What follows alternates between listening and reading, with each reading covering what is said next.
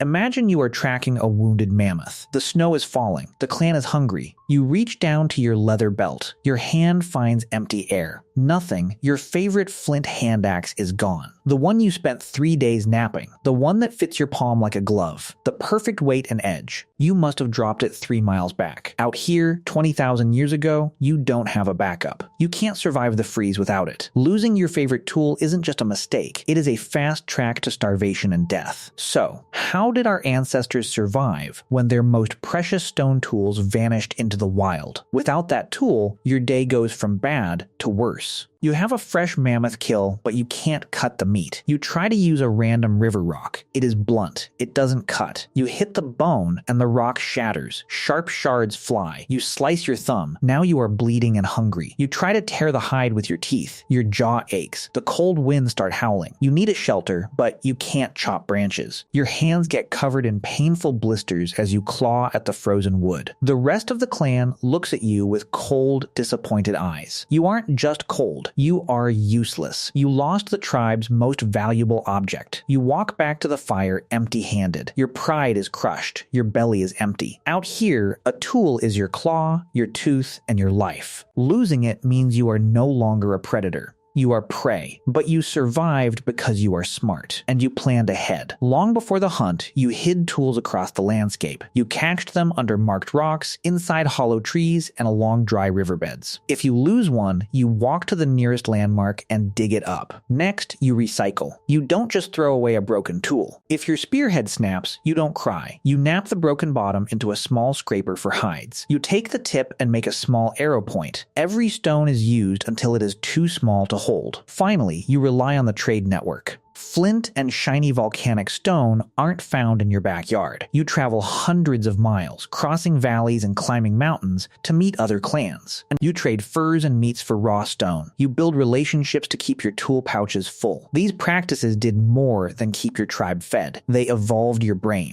Catching spare tools forced you to develop an incredible spatial memory. You had to map the wilderness in your head, remembering the exact locations of dozens of hidden stashes. Designing tools that could be reused meant you had to plan for the future, imagining a scraper while holding an axe. And trading for stone laid the foundation for cooperation. You shared ideas, language, and technology. You weren't just trading rocks. You were building the first alliances. A single lost axe forced you to connect with strangers across the mountains. It is easy to look at a simple stone tool and see only a rock, but it is so much more. It is a symbol of human planning, cooperation, and sheer willpower. You didn't let the loss of a single tool stop you. You napped a new edge, dug up a hidden cache, or walked to a friendly neighbor. You adapted. Look at your hands tonight. You have the fire roaring. Your belly is full. Your tool pouch is packed with spares. You turned a moment of panic into a triumph of engineering. You lost your tool, but you found your strength, and you are ready for the next hunt.